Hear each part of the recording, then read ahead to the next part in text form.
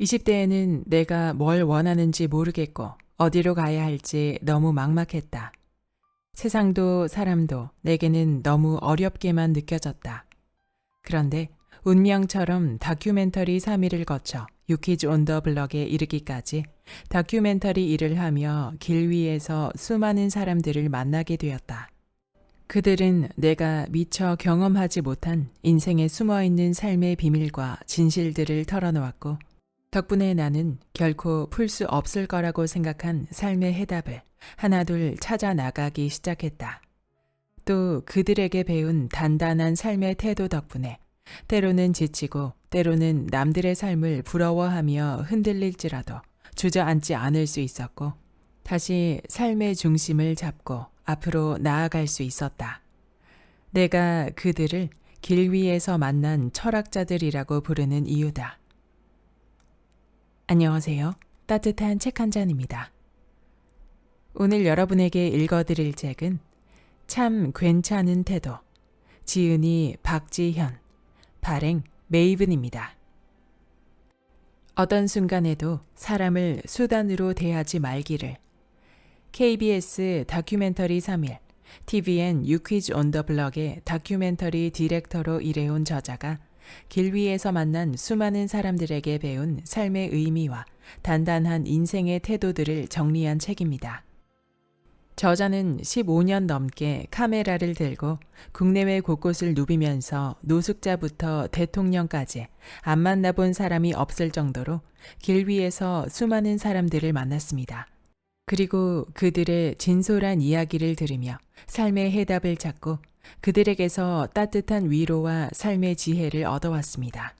덕분에 저자는 자신이 얼마나 좁은 세상에서 수많은 오해와 편견에 사로잡혀 살아왔는지를 깨달을 수 있었고, 넓은 세상에 존재하는 다양한 사람들의 삶을 깊이 관찰하며 정말로 많은 것을 배웠다고 말합니다. 그 중에서도 후회 없는 인생을 원하는 사람들과 나누고 싶은 이야기들을 고르고 골라 이 책에 담았습니다. 그럼 지금부터 본문 일부를 낭독해 드리겠습니다. 왜 정작 나한테는 그 말을 못 해준 걸까? 3일 동안 경복궁에 오가는 사람들을 촬영하고 있을 때였다. 오래전부터 한복을 입고 경복궁을 거닐어 보고 싶었다던 한 자매를 만났다. 한복까지 입으니 시간 여행을 해서 진짜로 조선시대에 와 있는 듯한 기분이 든다는 말에 내가 물었다. 만약에 길거리를 걷다가 그 시대의 또래를 만난다면 그들이 어떤 말을 해줄 것 같아요? 밝은 표정으로 신나게 말하던 자매는 잠시 생각에 잠기는 듯 보였고, 잠시 후 언니가 먼저 이렇게 말했다. 잘하고 있다고요. 그러더니 울컥했는지 눈물을 흘렸다. 잠시만요. 왜 이러지? 하며 눈물을 훔쳤지만 금방 진정이 되지 않는 듯 한참 동안 말을 잇지 못했다. 얼마나 잘하고 있다는 말이 필요했으면 울컥할까 생각이 들었다. 그때의 기억을 다시 떠올리게 된 건 한참 뒤 인형병원을 취재할 때였다. 다 해진 낡은 인형을 수선해 주는 곳이었는데 마침 어릴 때부터 함께한 햄토리 인형을 수선하러 온 대학생을 만나게 되었다. 햄토리 인형은 보기에도 너무 낡고 해져 있었다. 하지만 20년 넘게 햄토리와 같이 웃고 울다 보니 너무 정이 들어 버릴 수가 없었다고 한다. 그래서 예전의 모습을 되찾아주고자 인형 병원을 찾게 되었다고 했다. 특히 최근에 입사 지원했던 곳에서 불합격 문자를 받고 나서 햄토리를 보며 많은 위로를 받았다고 했다. 나는 그녀에게 물었다. 햄토리가 어떤 말을 해주었나요? 그러자 그녀는 말을 바로 잇지 못하고 눈물을 애써 참는 듯 고개를 돌렸다. 잠시 후 그녀는 호흡을 고르며 말했다. 그냥 힘내라고, 같이 있을 테니까. 불합격 문자를 받고 얼마나 속상했을까? 하지만 그녀는 애써 괜찮은 척 했을 것이다. 주위 사람들에게 걱정 끼치고 싶지 않아서일 수도 있고, 그까지 실패에 마음이 무너져 내릴 정도로 약한 자신을 들키기 싫어서일 수도 있다. 하지만 실은 괜찮지 않았던 것이다. 많이 속상했을 텐데 힘내라는 말을 누군가 해주길 바랐던 것이다. 우리는 늘 남의 시선이나 감정, 생각에 온 감각을 곤두세우고 살아간다. 남들에게 인정받고 싶고 사랑받고 싶기 때문이다. 하지만 그 마음이 지나치면 남들의 말과 판단에 온통 신경이 쏠려 정작 자신의 감정과 생각들은 대수롭지 않게 넘겨버리게 된다. 남들에게는 좋은 사람일지 몰라도 정작 내 마음을 돌보는 데는 인색한 사람이 되어버리는 것이다. 왜 남들에게는 잘하고 있어, 힘내 라는 말을 잘하면서 정작 나 자신한테는 그 말을 못해주는 걸까? 우리는 하루하루 살아가려 고군분투하면서도 끊임없이 스스로를 몰아세우기 바쁘다.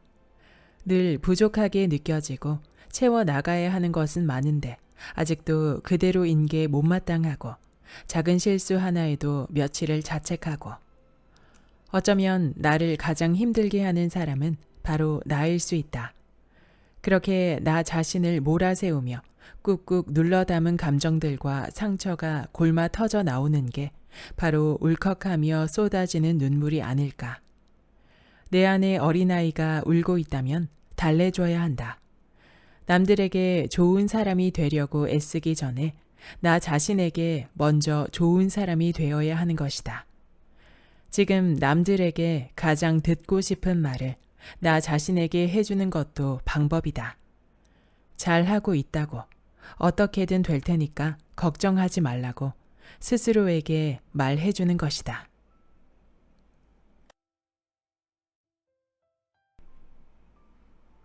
누구나 그렇게 아버지가 된다.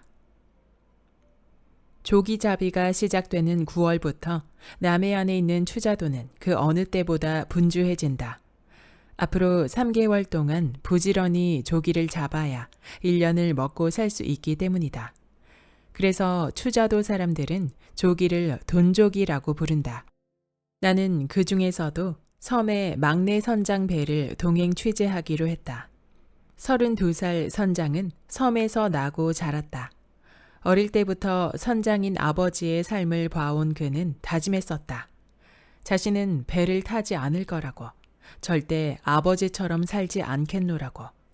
그러나 어느 순간 자연스럽게 배를 타게 되었고, 지금은 아내와 갓 돌진한 딸이 있는 가장이자 한 배의 선장이 되었다. 바다가 일터인 그는 수시로 일기예보를 확인하고 또 확인한다. 그런데 야속하게도 풍랑주의보가 며칠째 이어지고 있었다. 그러나 더 이상 기다릴 수 없었던 그는 거친 파도를 감당할 각오로 출항을 결정했다. 그의 아내가 딸을 데리고 남편을 배웅하러 항구로 나왔다.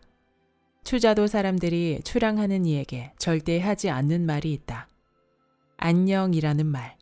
안녕이라고 말했다가 정말 마지막 인사가 될까봐 염려되기 때문이다. 그의 조기잡이 배는 아담했다. 구조 또한 단순해서 선장실과 갑판 밑에 선원들이 단체로 쓰는 공간이 다였다. 물론 화장실은 없었다. 배 뒤편에 동그란 구멍이 있고 그 앞에 판자 하나 가려놓은 데가 감히 화장실이었다. 내가 여자라고 해서 특별히 배려해 줄 수 있는 상황이 아닐 거라고 짐작은 했지만 막상 배를 둘러보니 더 난감했다. 왜 하필 풍랑주의보일 때 촬영을 오게 되었을까? 내가 과연 이 거친 파도를 견뎌낼 수 있을까? 그런 생각들로 머릿속이 복잡한데 선원 중 한 명이 내게 다가오더니 생수 한 병을 챙기라고 당부했다. 그 한 병의 물이 며칠 동안 내가 세수하고 양치할 물이 될 거라면서. 선장이 된 지 이제 2년. 막내 선장은 배에 타면서 아버지 생각을 더 많이 한다고 했다. 아버지는 그보다 더 어린 28살에 선장이 되었다. 어릴 적 아버지는 늘 그에게 말했다. 나는 못 배운 것이 한이니 너는 많이 배워서 나처럼 고생하지 마라. 그러나 추자도에는 아버지가 열어준 백기를 이어받아 선장이 된 아들들이 대부분이었고 그도 그중 한 명이 되었다. 기왕 바다로 나갔으니 만선을 꿈꿔보지만 그게 그리 쉬운 일은 아니다. 좋은 어장에는 당연히 사람이 몰리는 법. 좋은 자리를 차지하기 위해 다른 배들과 경쟁을 벌여야 할 때도 있다. 그때마다 어느 자리가 좋을지 선택하는 것은 온전히 선장의 몫이다 보니 부담도 크다. 아버지는 이런 부담감을 어떻게 평생 견뎠을까 싶단다. 풍랑과 싸워가며 하루를 꼬박 달린 끝에 배는 멈추었고 새벽 5시 벨이 울리자 선잠을 자던 선원들은 일어나 투망 준비를 시작했다. 거친 파도가 몰아쳐 배가 이리저리 흔들리고 비까지 내리니 갑판 위에 똑바로 서 있기도 힘들었다. 하지만 선원들의 표정에 두려움 따윈 보이지 않았다. 그저 선장의 투망 신호만 기다릴 뿐이었다. 드디어 선장이 투망이라고 외치자 선원들이 일제히 그물을 내리기 시작했다. 이젠 운에 맡겨야죠. 물론 만선의 꿈을 이룰 수도 있겠지만 조기가 생각처럼 잡히지 않을 수도 있고 재수가 없으면 그물이 바위에 걸려 망가질 수도 있다. 결과가 어떨지는 아무도 모른다. 그런데 선장의 말이 끝나기 무섭게 전화벨이 울렸다. 이 시간에 육지에서 연락 올 일이 없는데 말끝을 흐리며 전화를 받는 선장. 무슨 말이 오가는지 그의 표정이 사뭇 심각했다. 뭐라고? 일단 끊어봐. 그물 내려야 되니까. 아내의 전화인데 딸이 화상을 입었단다. 육지에 있는 큰 병원으로 가야 할 것 같다며 어떻게 해야 좋을지 모르겠다는 아내의 이야기에 선장은 어쩌다 그랬냐고 성을 내다가 한숨을 내쉬었다. 그물을 내린 이상 집으로 가려면 그물을 다 끊어내야 하고 그러면 막대한 손해를 입게 된다. 그리고 당장 출발한다고 해도 집에 가려면 하루는 좋게 걸리기에 사실 그가 지금 할 수 있는 일은 없었다. 그저 아내가 빨리 딸을 병원으로 데려가 치료받기를 기다리는 수밖에. 가뜩이나 긴장되는 투망 시간에 딸이 아프다는 소식까지 전해 듣자 선장실의 공기는 숨 한 번 크게 내쉬기 어려울 정도로 얼어붙었다. 선장은 말없이 작은 창을 통해 그물만 뚫어져라 쳐다봤다. 그때 그의 굳어있던 옆 얼굴이 아직도 생생하다. 해가 밝자 다행히 아내로부터 응급처치를 잘 받아 괜찮으니까 걱정하지 말라는 연락이 왔다. 그제야 비로소 선장은 긴장이 풀린 듯 한숨을 돌렸다. 마음이 안 좋죠. 제가 만약 육지 생활을 했으면 같이 가줄 수도 있잖아요. 제 직업이 이렇다 보니 옆에 못 있어주고 그게 아내한테 미안하죠. 아내 혼자 다 해야 되니까. 그물을 바다에 던지고 4시간 정도 지났을까? 선장은 선원들과 함께 그물에 걸려든 조기를 하나라도 놓칠세라 부지런히 그물을 걷어 올렸다. 심하게 흔들리는 배 위에서 중심을 잡으며 묵묵히 그물을 걷어 올리는 선장을 카메라로 담고 있자니 문득 그런 생각이 들었다. 나의 아버지도 저런 하루들을 보내왔겠구나. 하루 종일 땀 흘리고 힘든 상황도 꾸역꾸역 견뎌가며 어떻게든 자식들 밥 굶지 않게 하려고 애썼겠구나. 집에 일이 생겨도 걱정은 되는데 가보지 못하는 마음은 참 무거웠겠구나.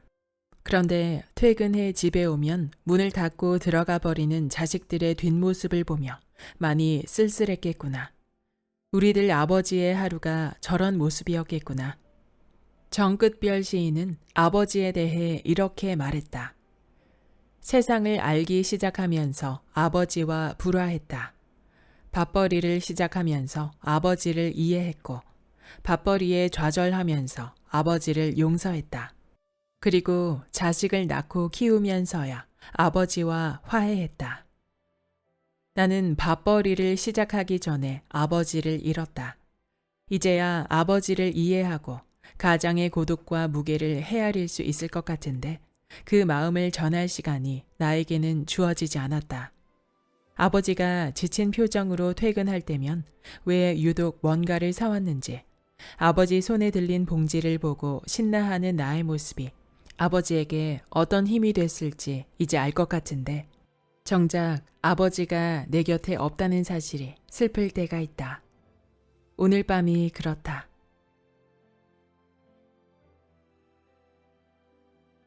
그것은 나의 오해일 수도 있다. 자갈치 시장을 촬영할 때였다. 추운 겨울 물기에 질퍽거리는 좁은 통로 양쪽에 깔린 좌판들. 그리고 그 너머에서 연신 손님을 부르는 할머니들의 손짓. 사정없이 생선을 손질하는 할머니의 굳은 살 백인 손에서 억세게 살아온 세월이 느껴졌다. 문득 늘 보던 통로에서가 아닌 시장 할머니들이 앉은 자리에서 보이는 시장이 궁금해졌다. 그래서 한 할머니에게 양해를 구하고 할머니가 앉아있던 낮은 의자에 앉아봤다. 통로에서 단지 몇 걸음 옮겼을 뿐인데 할머니의 시선에서 바라본 시장은 참으로 달랐다. 의자에 앉아서 보니 내 앞 좌판 위로 그득한 오늘 팔아야 될 생선들과 그 앞을 무심히 지나가는 사람들이 보였다. 그리고 건너편 좌판의 생선들과 그것을 팔기 위해 앉아있는 할머니들이 보였다. 그들은 무심한 듯 보였지만 손님이 지나갈 때마다 시선은 온통 손님에게로 쏠려 있었다. 그러다 한 손님이 내 앞 좌판에 관심을 보이자 그들의 표정에 언뜻 아쉬움이 스쳐 지나갔다. 그렇게 잠시 앉아 있었을 뿐인데도 나도 모르게 바쁜 듯 지나쳐가는 손님을 보면 아쉽고 혹시나 관심을 보이는 손님이 있으면 기대를 품게 되었다. 그 전에 셀 수 없이 많이 찾았던 시장에서 나를 보는 시장 상인의 마음이 이랬겠구나 싶었다. 이렇게 몇 걸음 차이일 뿐인데 그 자리에 앉아보는 경험만으로도 그전엔 전혀 안 보이던 타인의 입장이 보일 때가 있다. 병원을 촬영할 때도 그랬다. 흰 가운을 입은 의사를 하루 종일 따라다녀 보면 흰 가운이 보일 때마다 따라오는 시선들이 느껴진다. 표정 하나, 단어 하나에서 작은 희망이라도 찾고 싶어 하는 사람들의 시선 말이다. 외래 진료실, 한 환자에게 할애할 수 있는 시간은 길어야 5분 내외. 그 몇 분 안에 현재 상태와 증상, 병에 대한 이야기가 오고 가고 때로는 생과 사에 관련된 무거운 대화들도 오간다. 그렇게 진료를 마친 환자가 나가고 다음 환자가 들어오기 전 의사는 짧은 시간 안에 얼른 차트를 짚어봐야 한다. 집중, 또 집중을 해야 하는 것이다. 그래서 의사들은 보통 외래 진료가 끝나면 녹초가 되고 만다. 그처럼 의사의 입장에서 일상을 함께 해보니 환자로 왔을 때와는 다른 것들이 보였다. 예전에는 밥 먹을 때마저 국그릇을 손에 들고 숟가락으로 밥을 입에 넣으면서도 눈으로 손님을 쫓는, 그래서 어떻게든 생선 하나라도 팔아보겠다고 손님을 붙잡고 안 놔주는 시장 할머니들을 보면 뭘 저렇게까지 억척스러울까 싶고 붙잡히면 어떡하지 하며 시장 할머니들의 눈을 피한 적도 있었다.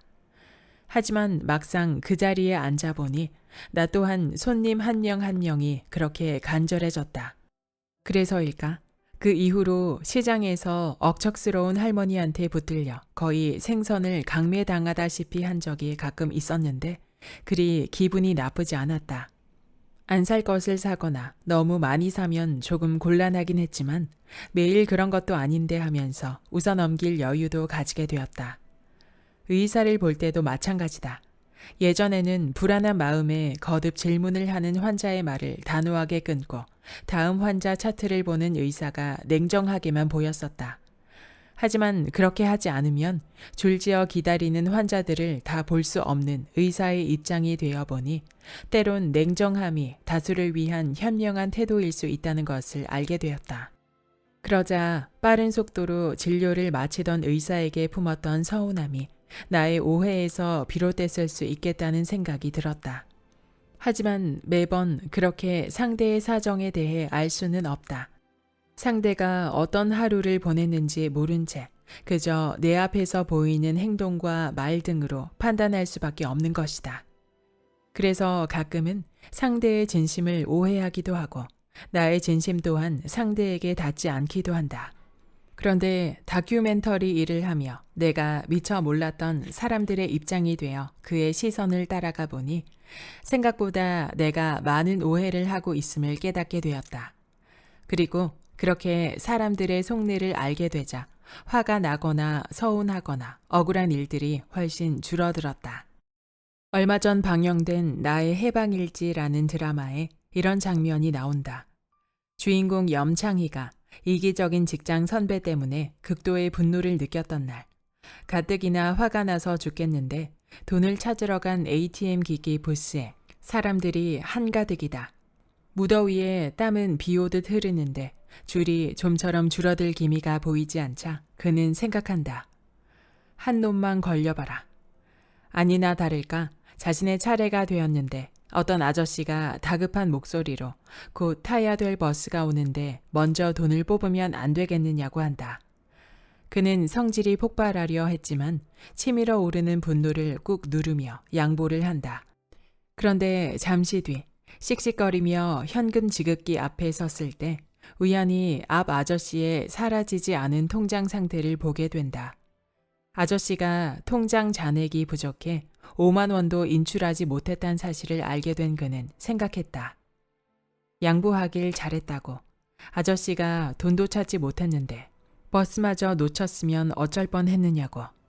그러면서 자신의 팔자는 여러 사람을 촉촉하게 적시는 가랑비 같다고 정의를 내리면서 스스로를 위안한다. 만약 아저씨의 통장 잔액을 보지 못했다면 그는 왜 이렇게 세상에 염치를 모르고 이기적인 사람들이 많은 거냐고 생각했을 것이다.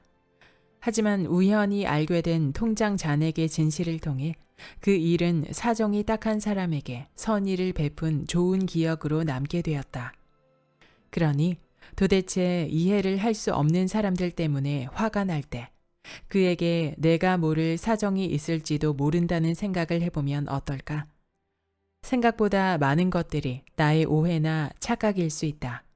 그리고 만약 상대가 분명히 잘못을 했다 하더라도 그럴 수도 있지 하며 넘어갈 수 있게 된다. 그리고 내가 마주한 사람이 오늘 하루 내 앞에 오기까지 많은 사람들과 적게든 크게든 연결돼서 내 앞에 있다는 것을 생각하고 그래서 내가 조금의 여유와 선의로 대한 것이 다시 다른 누군가에게 선한 영향을 주기를 바라는 마음을 갖는다면 세상이 덜 삭막해지지 않을까. 너무 낙담하지도 말고 너무 자만하지도 말고. 제주도 성읍마을, 올해로 20년째 대나무 공예를 하고 있는 한 할아버지를 만났다. 이게 제주도 전통 공예예요? 이거? 이거는 허가를 따로 받는 게 아니야. 누구나 다 할 수 있는 거지. 누구나 할 수 있는데 많이들 안 하나 봐요. 지금은 살기가 좋잖아. 이제는 찾는 사람도 드물어 하루에 얼마 손에 쥐지 못한다고. 그런데 여든이 다 된 어르신이 20년째 해온 일이면 환갑이 넘은 늦은 나이에 시작한 건데 그 사연이 궁금해 물었더니 할아버지가 말했다. 원래는 다른 일을 했는데 갑자기 어느 날 아내가 뇌졸중으로 쓰러져 말도 못하고 팔도 굳어버렸단다. 그래서 아내를 간호하기 위해 하던 일을 그만두고 집에서 할 수 있는 일이 무엇일까 고심 끝에 시작한 것이 바로 대나무 공예의 일이었다. 아내의 곁을 지키기 위해 택한 일. 혹시 그 마음을 지키기가 힘들지는 않았을까? 고진감래, 흥진비례. 그런 말 들어봤어? 인생의 행로라는 것이 맨발로 캄캄한 밤에 가시밭길을 걷는 거야. 하지만 참아야 해. 쓰다고 해서 뱉지 말란 말이야. 써도 오래 씹으면 단맛이 나와. 그렇게 걷다 보면 가시밭길을 넘어가. 그럼 날이 밝아오지. 사람 인생이 그런 거야. 그러니까 내가 잘 살고 편안하다고 해서 자만하지도 말고. 가만히 그 말을 듣고 있던 할머니에게 할아버지가 밥도 지어주고 잘해줘서 좋겠다고 했더니 할머니가 그러니까 여태 함께 살았다고 남편이 이 마을에서 1등 신랑감이라고 했다. 그러자 할아버지가 옆에서 슬쩍 나를 사랑한다고 다시 태어나도 나한테 온다고 했어 라고 하곤 부끄러운 듯 자리를 피했다. 고진감래, 흥진비례. 쓴 것이 다하고 나면 단 것이 오고 흥이 다하면 슬픔이 온다는 말로 인생에서 어려움이 지나가면 좋은 시절이 오고 즐거운 일이 지나가면 슬픈 일이 닥쳐오니 세상 일에 너무 낙담하지도 그렇다고 너무 자만하지도 말라는 뜻을 담고 있다. 그 말을 병에 걸린 아내를 위해 직업까지 바꿔가며 20년의 시간을 견딘, 그래서 아내에게 다시 태어나도 당신을 만나겠다는 최고의 칭찬을 들은 할아버지를 통해 들으니 마음 깊이 새길 수밖에 없었다. 그래서 안 좋은 일이 생기면 얼마나 좋은 일이 오려고 이런 일이 생겼을까 하게 되었고, 또 좋은 일이 생기면 너무 자만하지는 말자 하며 나 자신을 추스르게 되었다. 물론 쓴 것을 뱉어내지 않고 꼭꼭 씹는 일이 쉽지는 않다. 또 좋은 일들만 계속되기를 바라는 마음도 어쩔 수는 없다. 그래도 할아버지와 할머니의 깊은 미소를 떠올리며 다시 마음을 다잡아 본다. 어떤 일이든 너무 낙담하지도 말고 너무 자만하지도 말자고. 엄마답게 살려고 애쓰지 않고 그저 나답게 산 것일 뿐. 우리나라 1세대 여성학자인 박혜란 작가를 만났다. 그녀는 가수 이적을 포함해 세 아들을 모두 서울대에 보낸 어머니로 유명하다. 그래서 녹화를 진행하다 보니 자연스럽게 자식들을 모두 명문대에 보낸 비결에 대한 이야기가 나왔다. 메인 MC들이 자녀 모두를 서울대에 보내다니 대단하세요 라고 하자 그녀는 자신이 한 일이 없다며 손사래를 쳤다. 그도 그럴 것이 자신이 자녀 교육책을 쓰겠다고 하자 이제는 장성한 아들들이 어머니가 언제 저희들을 키우셨습니까? 라고 따졌단다. 하지만 그녀는 당당하게 말했다. 내가 언제 키웠다고 했냐? 믿었더니 자랐다고 했지. 실제로 그녀가 아이들에게 가장 많이 한 말도 알아서 커라였다. 그 말을 한 이유를 묻자 그녀는 이렇게 답했다. 기자로 일하다가 육아 때문에 경력 단절 여성이 되었다. 막내가 초등학교 들어가고 나서 이제 너희들을 다 키웠으니 이제 내가 좀 커야겠다며 아이들에게 도움을 요청한 것이다. 여성학을 공부하게 된 건 노는 사람이 된 것에 대한 억울함 때문이었다. 40살쯤 되었을 당시 그녀는 자신이 여성인 것에 자부심을 느끼지 못했다고 한다. 엄마 뭐 하냐? 라는 질문에 아이들은 놀아요 라고 답했다. 가정주부를 10년 했는데 아무것도 안 하고 노는 사람이 되어버린 것이다. 이에 이렇게 열심히 살았는데 내가 왜 노는 사람이야? 라는 의문이 들어 여성학 공부를 시작하게 되었다고 했다. 하지만 40살에 갑자기 공부를 하겠다고 선언했을 때 응원해주는 사람은 없었다. 심지어 남편과 시어른들은 극심한 반대를 하고 나섰다. 그러다 보니 누구의 지원도 바랄 수가 없었다.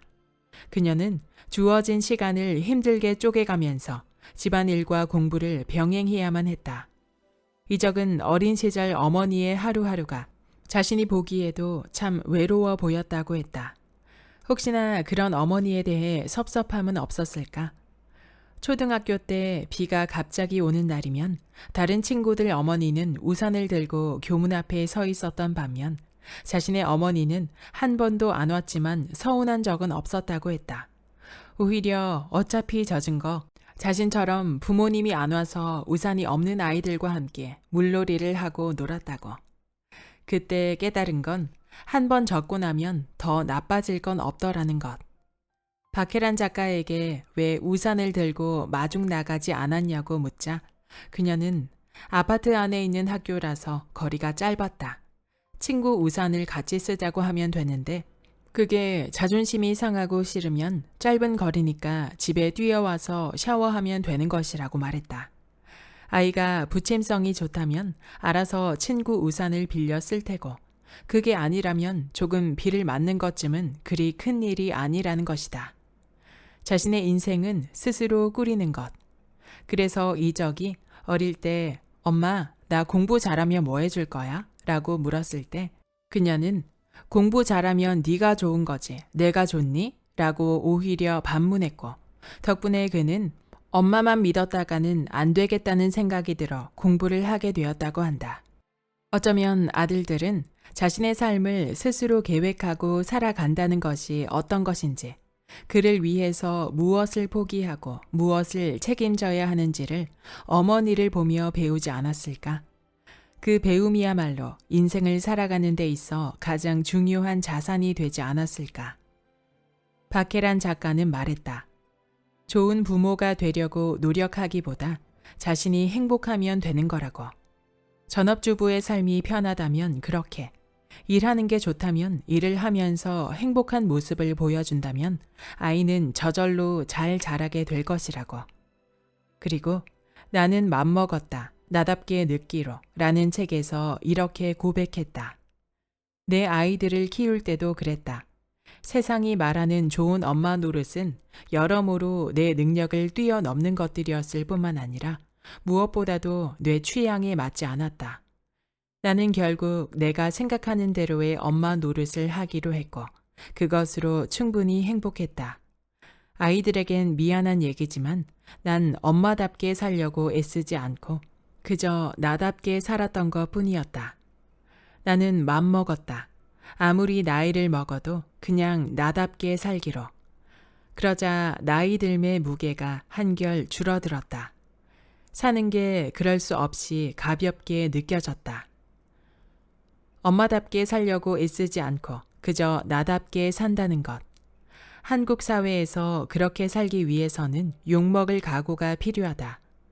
우리는 여전히 비가 왔을 때 엄마가 우산을 가져다 주는 것을 당연시하고 아이가 비를 맞고 오면 죄책감은 엄마의 몫이 되곤 한다. 하지만 그 사회가 엄마 노릇을 열심히 하고 있는 사람에게 아무것도 하지 않고 노는 사람이라고 말하는 사회라면 차라리 욕먹을 각오를 하는 게 맞지 않을까? 문득 근대 신여성을 대표하는 화가이자 작가인 나혜석의 말이 떠오른다. 남편의 아내이기 전에, 내 자식의 어머니이기 전에 첫째로 나는 사람인 것이요.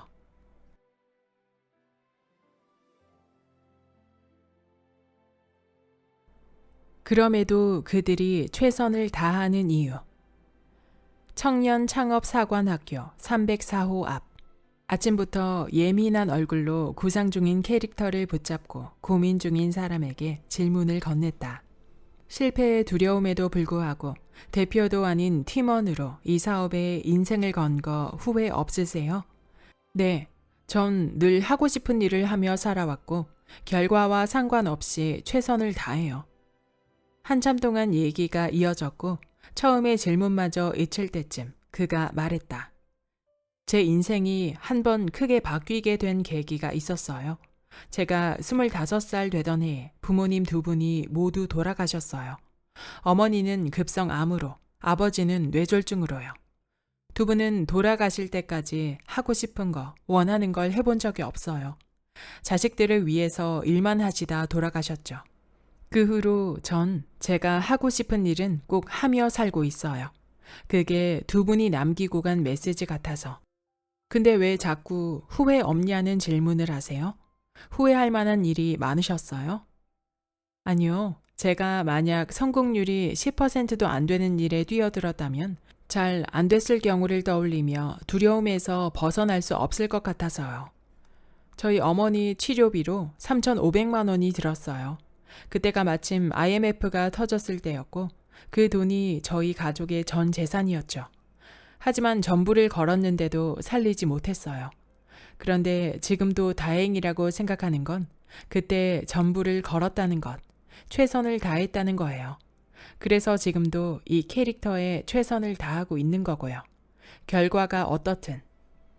그가 나에게 왜 자꾸 후회 없냐는 질문을 하세요? 라고 되물었을 때 속으로 놀랐다.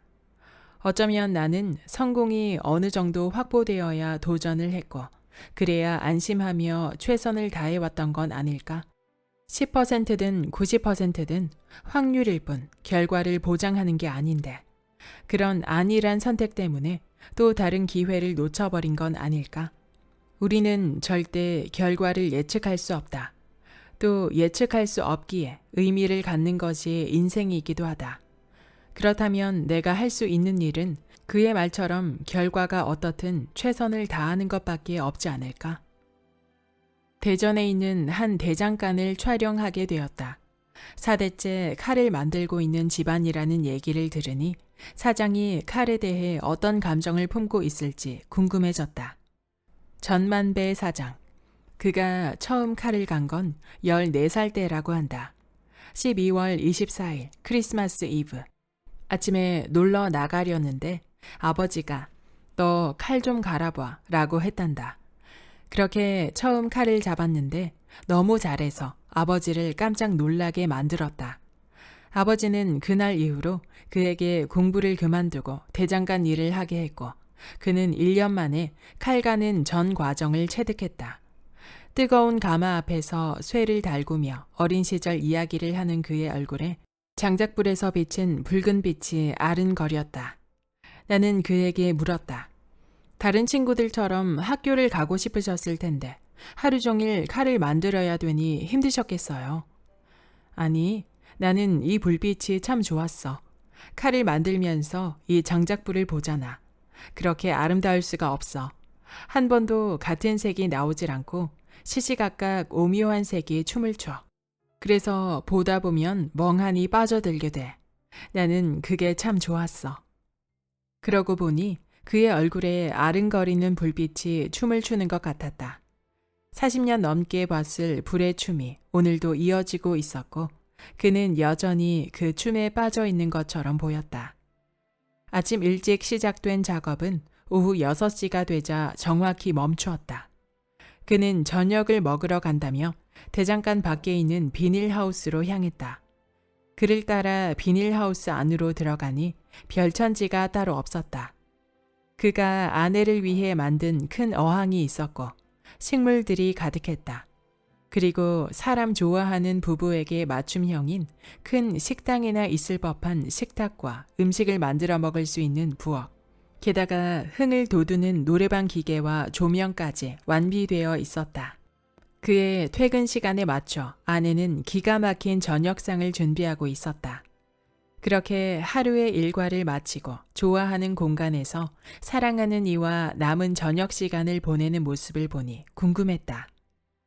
오늘 하루 어떠셨어요? 그는 더할 나위 없이 행복하다고 했다. 오늘 주문 들어온 칼을 최선을 다해 만들었으니 저녁 맛있게 먹고 즐겁게 놀면 그만이라고. 청년 창업사관학교에서 만난 청년과 대장장이가 말한 최선에 대해 생각해봤다. 청년은 불확실하지만 자신의 일에 전부를 거는 것이 최선이라 말했고 대장장이는 자기에게 주어진 일을 그저 열심히 하는 것이 최선이라 말했다. 나는 그들이 말하는 최선에서 기분 좋은 간결함을 느낄 수 있었다. 다른 사람의 삶과 비교하거나 세상의 시선을 의식하며 자신을 괴롭히지 않고 오롯이 자기 선택을 믿고 지금의 삶에 집중하는 간결함. 누군가 나에게 최선을 다했느냐고 묻는다면 나는 뭐라고 답할 수 있을까? 적어도 오늘만큼은 네, 최선을 다했어요 라고 간결히 말할 수 있을 것 같다. 기분 좋게 맥주 한 잔 마시고 싶은 밤이다. 여기까지 참 괜찮은 태도의 본문 일부였습니다. 이 책의 저자 박지현님은 2007년 다큐멘터리 3일의 VJ로 출발해 현재 유퀴즈 온 더 블럭의 다큐멘터리 디렉터로 일하고 있는 인물입니다. 저자는 15년간 일을 통해 길 위에 수많은 사람들을 인터뷰하고 촬영하며 그들의 단단한 삶의 태도를 배우며 좀 더 나은 인생을 살아갈 용기와 지혜를 얻을 수 있었다고 이야기합니다. 저자의 두 프로그램 모두 제가 즐겨본 프로그램인데요. 저도 그 영상 속에 짧지만 강렬했던 수많은 사람들의 이야기에 감명받고 깨달으며 삶의 지혜를 얻을 수 있었습니다. 그리고 그 수많은 사람들의 이야기를 직접 보고 듣고 느낀 저자가 글로 전해주는 실제 이야기들은 삶의 여러 순간에 힘이 될 수 있는 든든한 지원군과 같은 느낌을 주었습니다. 저자의 글솜씨 또한 너무 좋아서 그가 만났던 사람들의 이야기와 그 감정들이 생생하게 전해지는 느낌이었습니다. 책을 읽는 내내 눈물 콧물 다 흘렸던 것 같은데요. 이 책을 모두 읽고 난 후 제가 느낀 가장 큰 한 가지는 나 자신과 내 삶을 사랑하자라는 것이었습니다. 책 속의 여러 철학자들의 삶을 들여다보면 남들보다 훨씬 어려운 환경 속에서 살고 있지만 희망을 잃지 않고 오히려 기쁜 마음으로 살아가는 사람들. 평범한 일상을 살아가지만 그 속에서도 늘 행복을 찾는 사람들이 많았습니다. 저는 개인적으로 요즘 나의 삶을 좀 더 사랑하려면 어떻게 해야 할까? 행복하게 살려면 어떻게 살아야 할까? 라는 질문을 되뇌며 어쩌면 철학적인 고민을 자주 하는데요. 그 해답을 이 책에서 많이 찾은 것 같습니다. 많은 교훈을 안겨주지만 재미있기까지 했던 이 책, 여러분에게도 추천합니다. 구독과 좋아요와 댓글은 큰 힘이 됩니다. 다음 영상에서 만나요.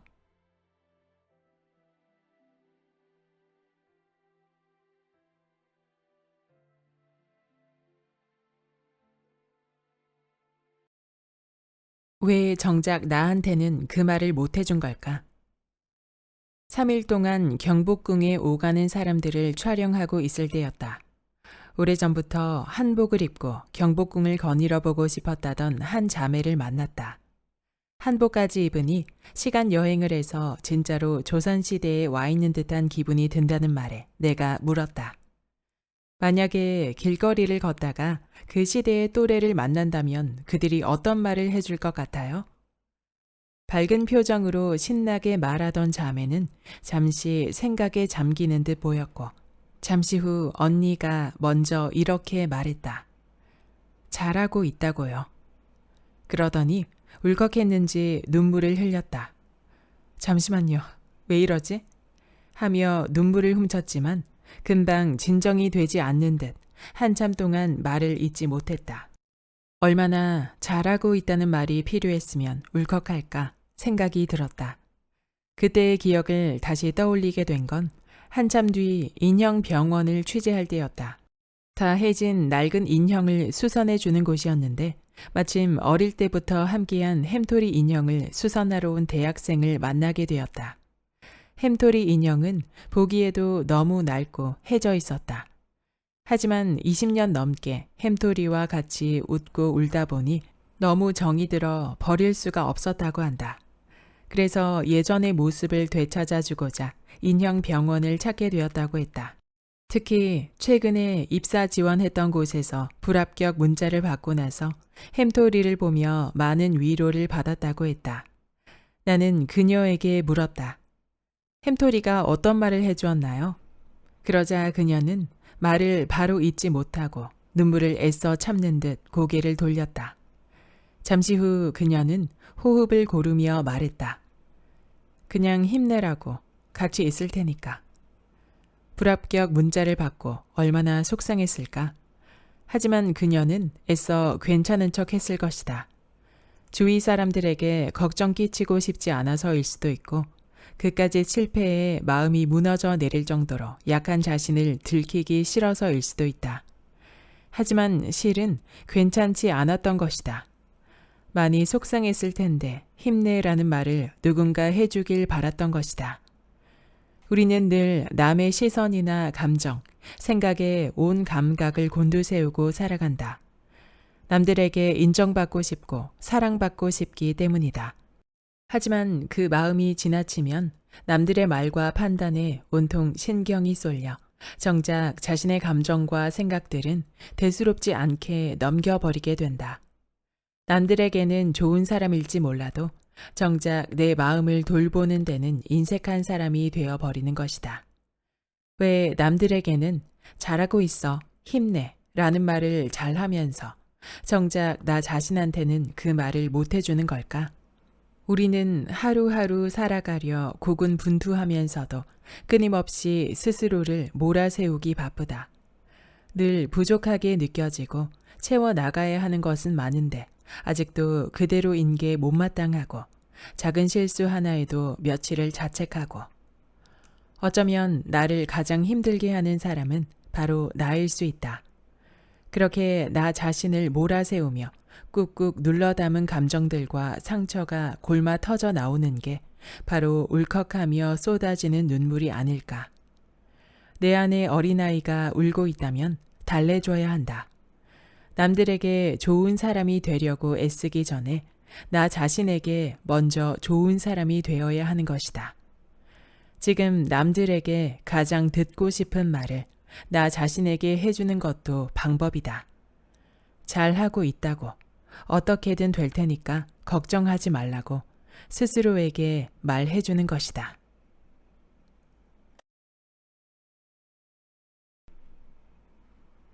누구나 그렇게 아버지가 된다. 조기자비가 시작되는 9월부터 남해 안에 있는 추자도는 그 어느 때보다 분주해진다. 앞으로 3개월 동안 부지런히 조기를 잡아야 1년을 먹고 살 수 있기 때문이다. 그래서 추자도 사람들은 조기를 돈조기라고 부른다. 나는 그 중에서도 섬의 막내 선장 배를 동행 취재하기로 했다. 32살 선장은 섬에서 나고 자랐다. 어릴 때부터 선장인 아버지의 삶을 봐온 그는 다짐했었다. 자신은 배를 타지 않을 거라고, 절대 아버지처럼 살지 않겠노라고. 그러나 어느 순간 자연스럽게 배를 타게 되었고, 지금은 아내와 갓 돌진한 딸이 있는 가장이자 한 배의 선장이 되었다. 바다가 일터인 그는 수시로 일기예보를 확인하고 또 확인한다. 그런데 야속하게도 풍랑주의보가 며칠째 이어지고 있었다. 그러나 더 이상 기다릴 수 없었던 그는 거친 파도를 감당할 각오로 출항을 결정했다. 그의 아내가 딸을 데리고 남편을 배웅하러 항구로 나왔다. 추자도 사람들이 출항하는 이에게 절대 하지 않는 말이 있다. 안녕이라는 말. 안녕이라고 말했다가 정말 마지막 인사가 될까봐 염려되기 때문이다. 그의 조기잡이 배는 아담했다. 구조 또한 단순해서 선장실과 갑판 밑에 선원들이 단체로 쓰는 공간이 다였다. 물론 화장실은 없었다. 배 뒤편에 동그란 구멍이 있고 그 앞에 판자 하나 가려놓은 데가 간이 화장실이었다. 내가 여자라고 해서 특별히 배려해 줄 수 있는 상황이 아닐 거라고 짐작은 했지만 막상 배를 둘러보니 더 난감했다. 왜 하필 풍랑주의보일 때 촬영을 오게 되었을까? 내가 과연 이 거친 파도를 견뎌낼 수 있을까? 그런 생각들로 머릿속이 복잡한데 선원 중 한 명이 내게 다가오더니 생수 한 병을 챙기라고 당부했다. 그 한 병의 물이 며칠 동안 내가 세수하고 양치할 물이 될 거라면서. 선장이 된 지 이제 2년. 막내 선장은 배에 타면서 아버지 생각을 더 많이 한다고 했다. 아버지는 그보다 더 어린 28살에 선장이 되었다. 어릴 적 아버지는 늘 그에게 말했다. 나는 못 배운 것이 한이니 너는 많이 배워서 나처럼 고생하지 마라. 그러나 추자도에는 아버지가 열어준 백기를 이어받아 선장이 된 아들들이 대부분이었고 그도 그중 한 명이 되었다. 기왕 바다로 나갔으니 만선을 꿈꿔보지만 그게 그리 쉬운 일은 아니다. 좋은 어장에는 당연히 사람이 몰리는 법. 좋은 자리를 차지하기 위해 다른 배들과 경쟁을 벌여야 할 때도 있다. 그때마다 어느 자리가 좋을지 선택하는 것은 온전히 선장의 몫이다 보니 부담도 크다. 아버지는 이런 부담감을 어떻게 평생 견뎠을까 싶단다. 풍랑과 싸워가며 하루를 꼬박 달린 끝에 배는 멈추었고 새벽 5시 벨이 울리자 선잠을 자던 선원들은 일어나 투망 준비를 시작했다. 거친 파도가 몰아쳐 배가 이리저리 흔들리고 비까지 내리니 갑판 위에 똑바로 서 있기도 힘들었다. 하지만 선원들의 표정에 두려움 따윈 보이지 않았다. 그저 선장의 투망 신호만 기다릴 뿐이었다. 드디어 선장이 투망이라고 외치자 선원들이 일제히 그물을 내리기 시작했다. 이젠 운에 맡겨야죠. 물론 만선의 꿈을 이룰 수도 있겠지만 조기가 생각처럼 잡히지 않을 수도 있고 재수가 없으면 그물이 바위에 걸려 망가질 수도 있다. 결과가 어떨지는 아무도 모른다. 그런데 선장의 말이 끝나기 무섭게 전화벨이 울렸다. 이 시간에 육지에서 연락 올 일이 없는데 말끝을 흐리며 전화를 받는 선장. 무슨 말이 오가는지 그의 표정이 사뭇 심각했다. 어? 뭐라고? 일단 끊어봐. 그물 내려야 되니까. 아내의 전화인데 딸이 화상을 입었단다. 육지에 있는 큰 병원으로 가야 할 것 같다며 어떻게 해야 좋을지 모르겠다는 아내의 이야기에 선장은 어쩌다 그랬냐고 성을 내다가 한숨을 내쉬었다. 그물을 내린 이상 집으로 가려면 그물을 다 끊어내야 하고 그러면 막대한 손해를 입게 된다. 그리고 당장 출발한다고 해도 집에 가려면 하루는 좋게 걸리기에 사실 그가 지금 할 수 있는 일은 없었다. 그저 아내가 빨리 딸을 병원으로 데려가 치료받기를 기다리는 수밖에. 가뜩이나 긴장되는 투망 시간에 딸이 아프다는 소식까지 전해 듣자 선장실의 공기는 숨 한 번 크게 내쉬기 어려울 정도로 얼어붙었다. 선장은 말없이 작은 창을 통해 그물만 뚫어져라 쳐다봤다. 그때 그의 굳어있던 옆 얼굴이 아직도 생생하다. 해가 밝자 다행히 아내로부터 응급처치를 잘 받아 괜찮으니까 걱정하지 말라는 연락이 왔다. 그제야 비로소 선장은 긴장이 풀린 듯 한숨을 돌렸다. 마음이 안 좋죠. 제가 만약 육지 생활을 했으면 같이 가줄 수도 있잖아요. 제 직업이 이렇다 보니 옆에 못 있어주고 그게 아내한테 미안하죠. 아내 혼자 다 해야 되니까. 그물을 바다에 던지고 4시간 정도 지났을까? 선장은 선원들과 함께 그물에 걸려든 조기를 하나라도 놓칠세라 부지런히 그물을 걷어 올렸다. 심하게 흔들리는 배 위에서 중심을 잡으며 묵묵히 그물을 걷어 올리는 선장을 카메라로 담고 있자니 문득 그런 생각이 들었다. 나의 아버지도 저런 하루들을 보내왔겠구나. 하루 종일 땀 흘리고 힘든 상황도 꾸역꾸역 견뎌가며 어떻게든 자식들 밥 굶지 않게 하려고 애썼겠구나. 집에 일이 생겨도 걱정은 되는데 가보지 못하는 마음은 참 무거웠겠구나. 그런데 퇴근해 집에 오면 문을 닫고 들어가 버리는 자식들의 뒷모습을 보며 많이 쓸쓸했겠구나. 우리들 아버지의 하루가 저런 모습이었겠구나. 정끝별 시인은 아버지에 대해 이렇게 말했다. 세상을 알기 시작하면서 아버지와 불화했다. 밥벌이를 시작하면서 아버지를 이해했고 밥벌이에 좌절하면서 아버지를 용서했다. 그리고 자식을 낳고 키우면서야 아버지와 화해했다. 나는 밥벌이를 시작하기 전에 아버지를 잃었다. 이제야 아버지를 이해하고 가장의 고독과 무게를 헤아릴 수 있을 것 같은데 그 마음을 전할 시간이 나에게는 주어지지 않았다. 아버지가 지친 표정으로 퇴근할 때면 왜 유독 뭔가를 사왔는지 아버지 손에 들린 봉지를 보고 신나하는 나의 모습이 아버지에게 어떤 힘이 됐을지 이제 알 것 같은데 정작 아버지가 내 곁에 없다는 사실이 슬플 때가 있다. 오늘 밤이 그렇다.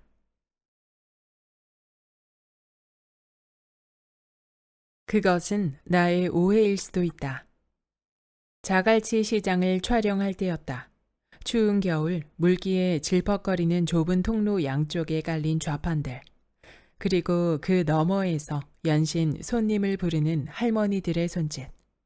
사정없이 생선을 손질하는 할머니의 굳은 살 백인 손에서 억세게 살아온 세월이 느껴졌다. 문득 늘 보던 통로에서가 아닌 시장 할머니들이 앉은 자리에서 보이는 시장이 궁금해졌다. 그래서 한 할머니에게 양해를 구하고 할머니가 앉아있던 낮은 의자에 앉아봤다. 통로에서 단지 몇 걸음 옮겼을 뿐인데 할머니의 시선에서 바라본 시장은 참으로 달랐다. 의자에 앉아서 보니 내 앞 좌판 위로 그득한 오늘 팔아야 될 생선들과 그 앞을 무심히 지나가는 사람들이 보였다. 그리고 건너편 좌판의 생선들과 그것을 팔기 위해 앉아있는 할머니들이 보였다. 그들은 무심한 듯 보였지만 손님이 지나갈 때마다 시선은 온통 손님에게로 쏠려 있었다. 그러다 한 손님이 내 앞 좌판에 관심을 보이자 그들의 표정에 언뜻 아쉬움이 스쳐 지나갔다. 그렇게 잠시 앉아 있었을 뿐인데도 나도 모르게 바쁜 듯 지나쳐가는 손님을 보면 아쉽고 혹시나 관심을 보이는 손님이 있으면 기대를 품게 되었다. 그 전에 셀 수 없이 많이 찾았던 시장에서 나를 보는 시장 상인의 마음이 이랬겠구나 싶었다. 이렇게 몇 걸음 차이일 뿐인데 그 자리에 앉아보는 경험만으로도 그전엔 전혀 안 보이던 타인의 입장이 보일 때가 있다. 병원을 촬영할 때도 그랬다. 흰 가운을 입은 의사를 하루 종일 따라다녀 보면 흰 가운이 보일 때마다 따라오는 시선들이 느껴진다. 표정 하나, 단어 하나에서 작은 희망이라도 찾고 싶어 하는 사람들의 시선 말이다. 외래 진료실, 한 환자에게 할애할 수 있는 시간은 길어야 5분 내외. 그 몇 분 안에 현재 상태와 증상, 병에 대한 이야기가 오고 가고 때로는 생과 사에 관련된 무거운 대화들도 오간다. 그렇게 진료를 마친 환자가 나가고 다음 환자가 들어오기 전 의사는 짧은 시간 안에 얼른 차트를 짚어봐야 한다. 집중, 또 집중을 해야 하는 것이다. 그래서 의사들은 보통 외래 진료가 끝나면 녹초가 되고 만다. 그처럼 의사의 입장에서 일상을 함께 해보니 환자로 왔을 때와는 다른 것들이 보였다. 예전에는 밥 먹을 때마저 국그릇을 손에 들고 숟가락으로 밥을 입에 넣으면서도 눈으로 손님을 쫓는, 그래서 어떻게든 생선 하나라도 팔아보겠다고 손님을 붙잡고 안 놔주는 시장 할머니들을 보면 뭘 저렇게까지 억척스러울까 싶고 붙잡히면 어떡하지 하며 시장 할머니들의 눈을 피한 적도 있었다. 하지만 막상 그 자리에 앉아보니 나 또한 손님 한 명 한 명이 그렇게 간절해졌다. 그래서일까? 그 이후로 시장에서 억척스러운 할머니한테 붙들려 거의 생선을 강매당하다시피 한 적이 가끔 있었는데 그리 기분이 나쁘지 않았다. 안 살 것을 사거나 너무 많이 사면 조금 곤란하긴 했지만 매일 그런 것도 아닌데 하면서 웃어넘길 여유도 가지게 되었다. 의사를 볼 때도 마찬가지다. 예전에는 불안한 마음에 거듭 질문을 하는 환자의 말을 단호하게 끊고 다음 환자 차트를 보는 의사가 냉정하게만 보였었다. 하지만 그렇게 하지 않으면 줄지어 기다리는 환자들을 다 볼 수 없는 의사의 입장이 되어 보니 때론 냉정함이 다수를 위한 현명한 태도일 수 있다는 것을 알게 되었다. 그러자 빠른 속도로 진료를 마치던 의사에게 품었던 서운함이 나의 오해에서 비롯됐을 수 있겠다는 생각이 들었다. 하지만 매번 그렇게 상대의 사정에 대해 알 수는 없다. 상대가 어떤 하루를 보냈는지 모른 채 그저 내 앞에서 보이는 행동과 말 등으로 판단할 수밖에 없는 것이다. 그래서 가끔은 상대의 진심을 오해하기도 하고 나의 진심 또한 상대에게 닿지 않기도 한다. 그런데 다큐멘터리 일을 하며 내가 미처 몰랐던 사람들의 입장이 되어 그의 시선을 따라가 보니 생각보다 내가 많은 오해를 하고 있음을 깨닫게 되었다. 그리고 그렇게 사람들의 속내를 알게 되자 화가 나거나 서운하거나 억울한 일들이 훨씬 줄어들었다. 얼마 전 방영된 나의 해방일지라는 드라마에 이런 장면이 나온다. 주인공 염창희가 이기적인 직장 선배 때문에 극도의 분노를 느꼈던 날, 가뜩이나 화가 나서 죽겠는데 돈을 찾으러 간 ATM 기기 부스에 사람들이 한가득이다. 무더위에 땀은 비 오듯 흐르는데 줄이 좀처럼 줄어들 기미가 보이지 않자 그는 생각한다. 한 놈만 걸려봐라. 아니나 다를까 자신의 차례가 되었는데 어떤 아저씨가 다급한 목소리로 곧 타야 될 버스가 오는데 먼저 돈을 뽑으면 안 되겠느냐고 한다. 그는 성질이 폭발하려 했지만 치밀어 오르는 분노를 꾹 누르며 양보를 한다. 그런데 잠시 뒤 씩씩거리며 현금 지급기 앞에 섰을 때 우연히 앞 아저씨의 사라지지 않은 통장 상태를 보게 된다. 아저씨가 통장 잔액이 부족해 5만 원도 인출하지 못했다는 사실을 알게 된 그는 생각했다. 양보하길 잘했다고.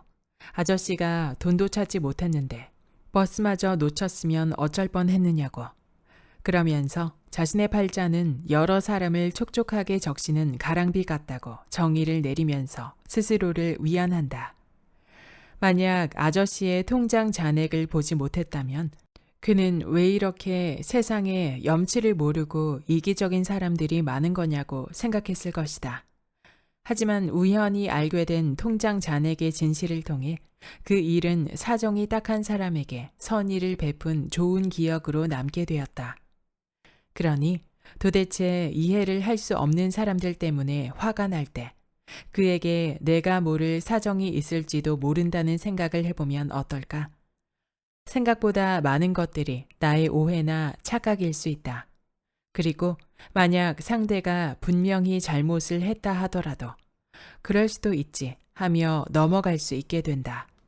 그리고 내가 마주한 사람이 오늘 하루 내 앞에 오기까지 많은 사람들과 적게든 크게든 연결돼서 내 앞에 있다는 것을 생각하고 그래서 내가 조금의 여유와 선의로 대한 것이 다시 다른 누군가에게 선한 영향을 주기를 바라는 마음을 갖는다면 세상이 덜 삭막해지지 않을까. 너무 낙담하지도 말고 너무 자만하지도 말고. 제주도 성읍마을, 올해로 20년째 대나무 공예를 하고 있는 한 할아버지를 만났다. 이게 제주도 전통 공예예요? 이거? 이거는 허가를 따로 받는 게 아니야. 누구나 다 할 수 있는 거지. 누구나 할 수 있는데 많이들 안 하나 봐요. 지금은 살기가 좋잖아. 이제는 찾는 사람도 드물어 하루에 얼마 손에 쥐지 못한다고.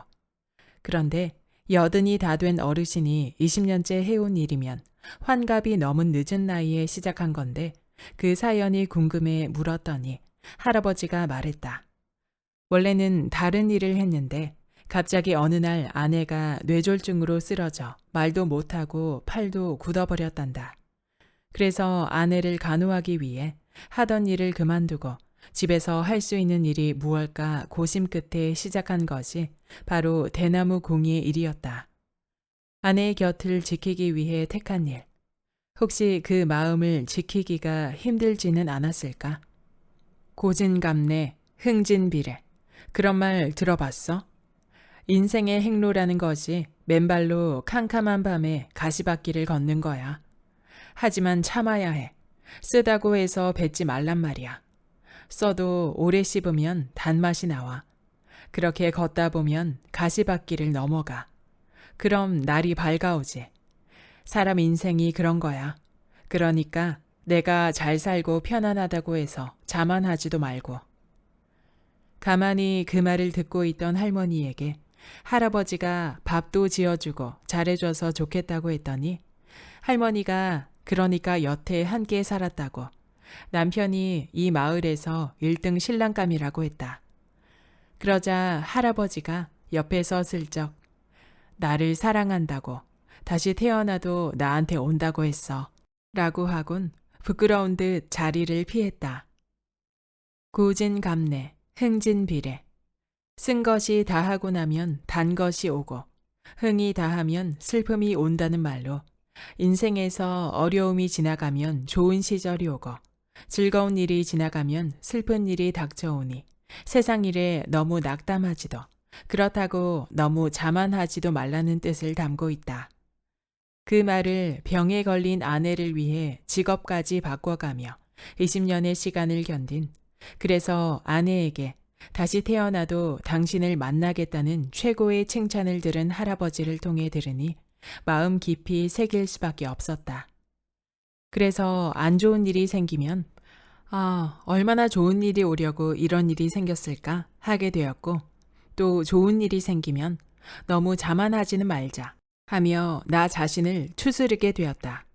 물론 쓴 것을 뱉어내지 않고 꼭꼭 씹는 일이 쉽지는 않다. 또 좋은 일들만 계속되기를 바라는 마음도 어쩔 수는 없다. 그래도 할아버지와 할머니의 깊은 미소를 떠올리며 다시 마음을 다잡아 본다. 어떤 일이든 너무 낙담하지도 말고 너무 자만하지도 말자고. 엄마답게 살려고 애쓰지 않고 그저 나답게 산 것일 뿐. 우리나라 1세대 여성학자인 박혜란 작가를 만났다. 그녀는 가수 이적을 포함해 세 아들을 모두 서울대에 보낸 어머니로 유명하다. 그래서 녹화를 진행하다 보니 자연스럽게 자식들을 모두 명문대에 보낸 비결에 대한 이야기가 나왔다. 메인 MC들이 자녀 모두를 서울대에 보내다니 대단하세요 라고 하자 그녀는 자신이 한 일이 없다며 손사래를 쳤다. 그도 그럴 것이 자신이 자녀 교육책을 쓰겠다고 하자 이제는 장성한 아들들이 어머니가 언제 저희들을 키우셨습니까? 라고 따졌단다. 하지만 그녀는 당당하게 말했다. 내가 언제 키웠다고 했냐? 믿었더니 자랐다고 했지. 실제로 그녀가 아이들에게 가장 많이 한 말도 알아서 커라였다. 그 말을 한 이유를 묻자 그녀는 이렇게 답했다. 기자로 일하다가 육아 때문에 경력 단절 여성이 되었다. 막내가 초등학교 들어가고 나서 이제 너희들을 다 키웠으니 이제 내가 좀 커야겠다며 아이들에게 도움을 요청한 것이다.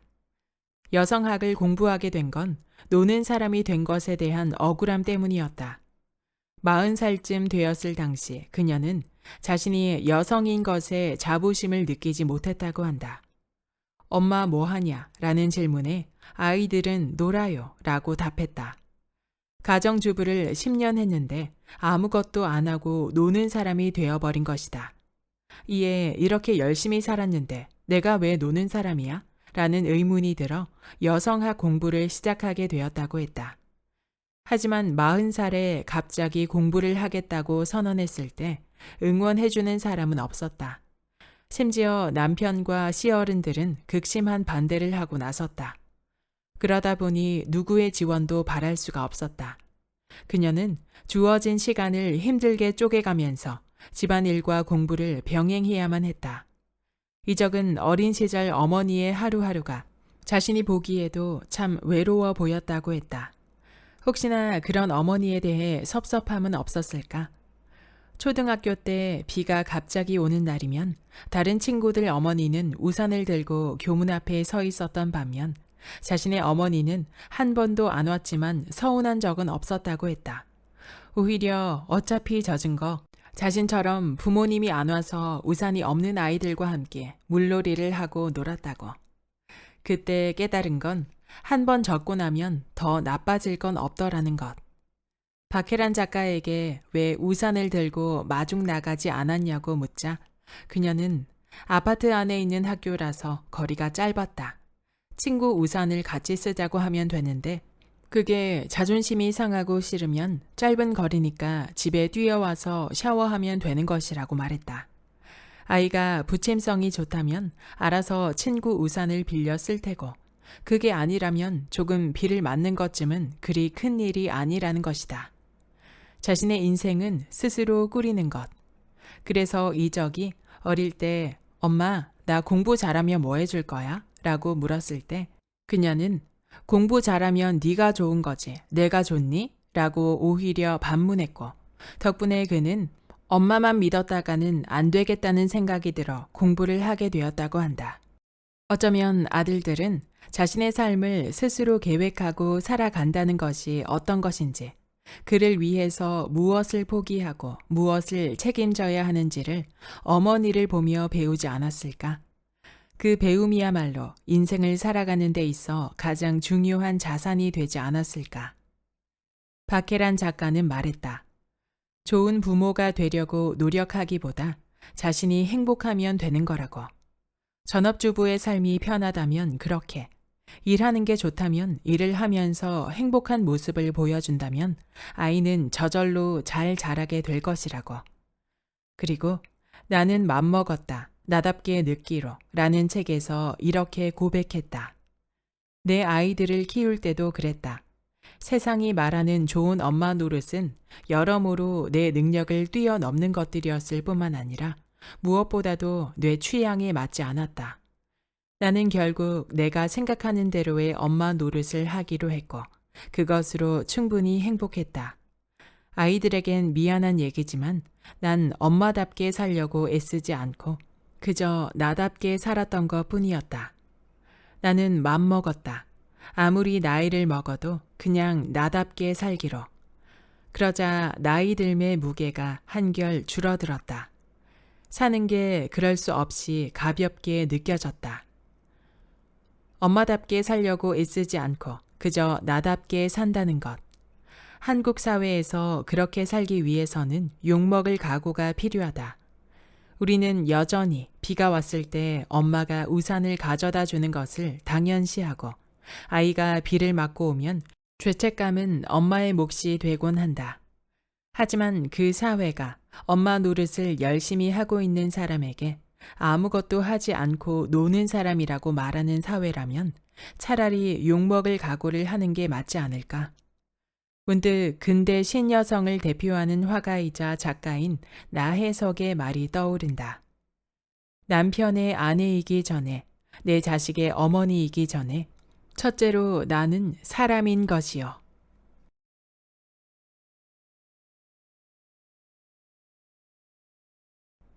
그럼에도 그들이 최선을 다하는 이유. 청년 창업사관학교 304호 앞. 아침부터 예민한 얼굴로 구상 중인 캐릭터를 붙잡고 고민 중인 사람에게 질문을 건넸다. 실패의 두려움에도 불구하고 대표도 아닌 팀원으로 이 사업에 인생을 건 거 후회 없으세요? 네, 전 늘 하고 싶은 일을 하며 살아왔고 결과와 상관없이 최선을 다해요. 한참 동안 얘기가 이어졌고 처음에 질문마저 잊힐 때쯤 그가 말했다. 제 인생이 한 번 크게 바뀌게 된 계기가 있었어요.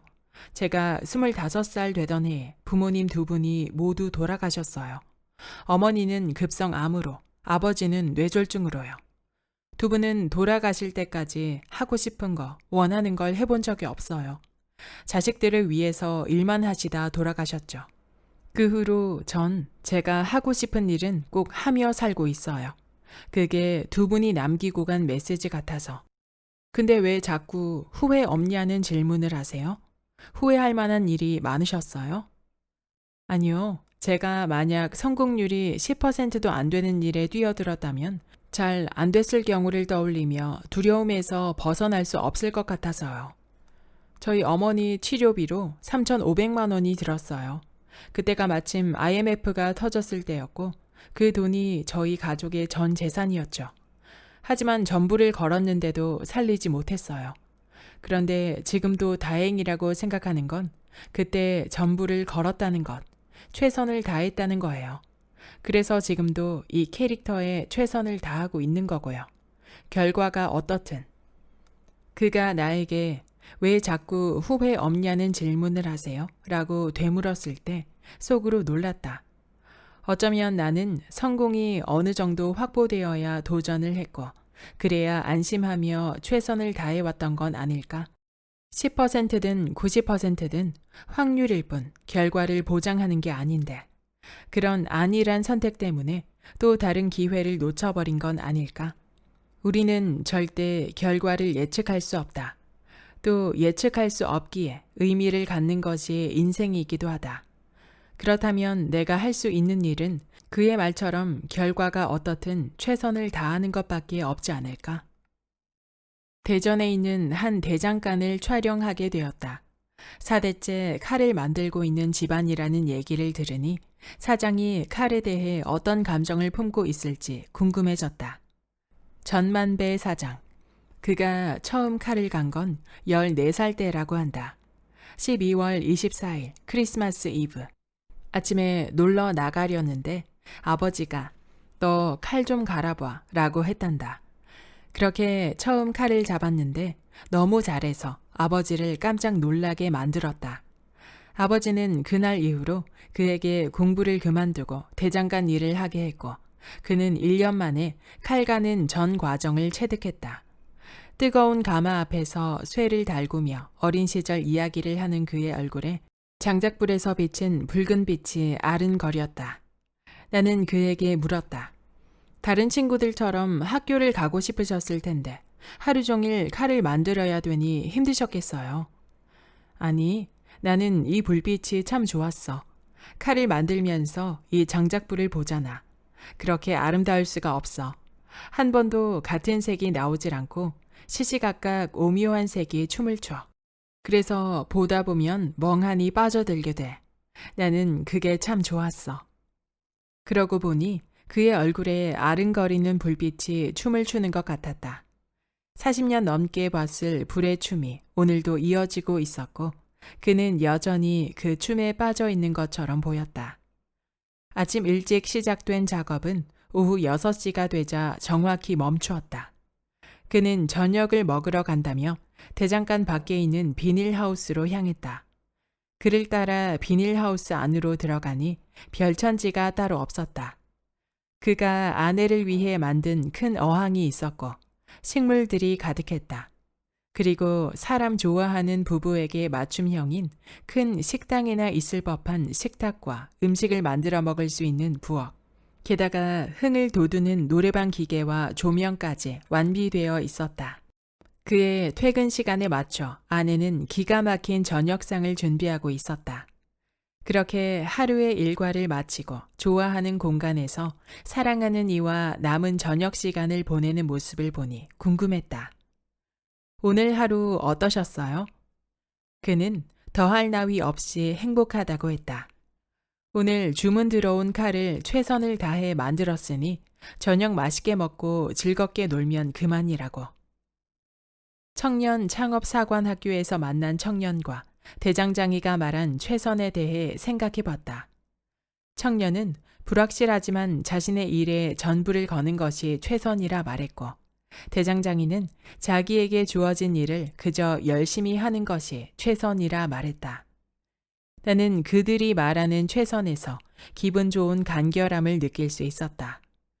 다른 사람의 삶과 비교하거나 세상의 시선을 의식하며 자신을 괴롭히지 않고 오롯이 자기 선택을 믿고 지금의 삶에 집중하는 간결함. 누군가 나에게 최선을 다했느냐고 묻는다면 나는 뭐라고 답할 수 있을까? 적어도 오늘만큼은 네, 최선을 다했어요 라고 간결히 말할 수 있을 것 같다. 기분 좋게 맥주 한 잔 마시고 싶은 밤이다. 여기까지 참 괜찮은 태도의 본문 일부였습니다. 이 책의 저자 박지현님은 2007년 다큐멘터리 3일의 VJ로 출발해 현재 유퀴즈 온 더 블럭의 다큐멘터리 디렉터로 일하고 있는 인물입니다. 저자는 15년간 일을 통해 길 위에 수많은 사람들을 인터뷰하고 촬영하며 그들의 단단한 삶의 태도를 배우며 좀 더 나은 인생을 살아갈 용기와 지혜를 얻을 수 있었다고 이야기합니다. 저자의 두 프로그램 모두 제가 즐겨본 프로그램인데요. 저도 그 영상 속에 짧지만 강렬했던 수많은 사람들의 이야기에 감명받고 깨달으며 삶의 지혜를 얻을 수 있었습니다. 그리고 그 수많은 사람들의 이야기를 직접 보고 듣고 느낀 저자가 글로 전해주는 실제 이야기들은 삶의 여러 순간에 힘이 될 수 있는 든든한 지원군과 같은 느낌을 주었습니다. 저자의 글솜씨 또한 너무 좋아서 그가 만났던 사람들의 이야기와 그 감정들이 생생하게 전해지는 느낌이었습니다. 책을 읽는 내내 눈물 콧물 다 흘렸던 것 같은데요. 이 책을 모두 읽고 난 후 제가 느낀 가장 큰 한 가지는 나 자신과 내 삶을 사랑하자라는 것이었습니다. 책 속의 여러 철학자들의 삶을 들여다보면 남들보다 훨씬 어려운 환경 속에서 살고 있지만 희망을 잃지 않고 오히려 기쁜 마음으로 살아가는 사람들. 평범한 일상을 살아가지만 그 속에서도 늘 행복을 찾는 사람들이 많았습니다. 저는 개인적으로 요즘 나의 삶을 좀 더 사랑하려면 어떻게 해야 할까? 행복하게 살려면 어떻게 살아야 할까라는 질문을 되뇌며 어쩌면 철학적인 고민을 자주 하는데요. 그 해답을 이 책에서 많이 찾은 것 같습니다. 많은 교훈을 안겨주지만 재미있기까지 했던 이 책, 여러분에게도 추천합니다. 구독과 좋아요와 댓글은 큰 힘이 됩니다.